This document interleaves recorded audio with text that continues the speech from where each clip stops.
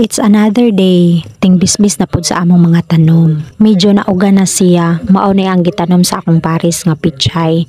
Kapila na pud ni siya nakutloan. Kita ra maoy nagtanom, kita ra maoy nagasikaso, apan ang Dios ra jud maoy nagpatubo niini. Sama ra gud ni anak guys sa atong mga anak, kita aduna man jud tay mga anak, so kita maoy nagatiman, apan ang Dios ra jud maoy nagpatubo ni anak. Ang pulong sa Dios nagaingon diha sa unang taga Korinto kapitulo 3, bersikulo 6.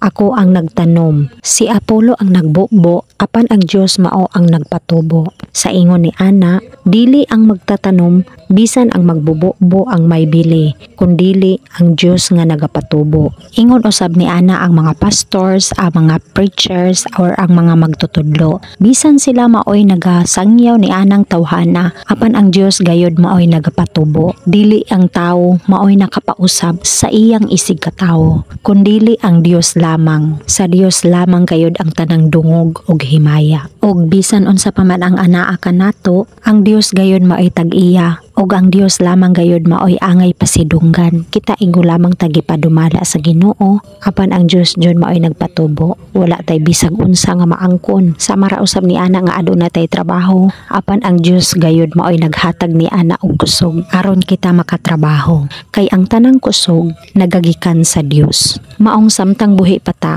atong ihalad ang atong lawas ug kalag ug espiritu ngadto sa buhi nga Dios. Og diha sa taga Filipos kapitulo 4 bersikulo 19, og ang akong Dios magahatag sa tanan ninyong mga kinahanglanon, sumala sa iyang mga bahandi sa himaya diha kang Kristo Jesus. Ang Dios gayud maay nagabubo ni ana sa tanan natong mga panginahanglanon, bisan pa man anaa pa sa imong hunahuna og kasing-kasing. Apan ato kanang madawat kung unahon nato pagpangita ang gingharian sa Dios. Kung unahon nato ang Dios, kay ang pulong sa Dios nagaingon diha sa Mateo kapitulo 6 bersikulo 31, busa dili kamo magkaguol sa pag-ingon unsa ang atong pagakanon, kun unsa ang atong pagaimnon, kun unsa ang atong igabisti. Og mao kana nga dili gay kita angay nga mabalaka kung unsa ang atong pagakanon, kung unsa ang atong pagaimnon sa umaabot. Kay tungod ang Dios nahibalo kung unsa ang anaa sa atong hunahuna og kasing-kasing. Og diha sa Mateo kapitulo 6 bersikulo 33, apan pangitaon usa ninyo ang gingharian sa Dios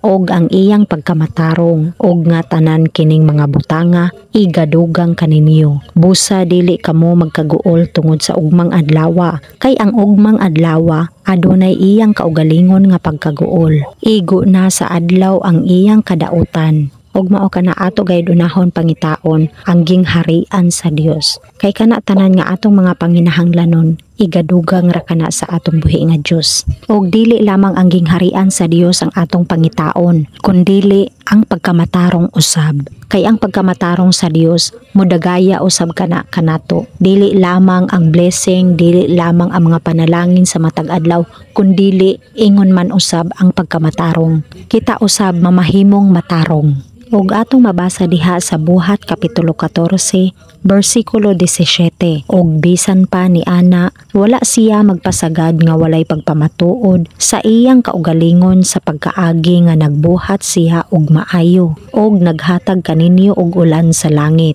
og panahon nga mabungaon nga nagapuno sa inyong mga kasing-kasing sa kalanon og sa kalipay. Ug mao kana igsuon nga wala gayud magpasagad ang atong buhi nga Dios sa atong kinabuhi. Ang tawo maoy nibiya sa Ginoo. Wala mibiya ang Ginoo diha sa tawo. Ang Ginoo mahigugmaon sa tanan. Nga aron usab mapuno ang atong kasing-kasing dili lamang sa kalanon, kundili usab sa kalipay nga dili kalibutanon, kundili kalipay nga espirituhanon.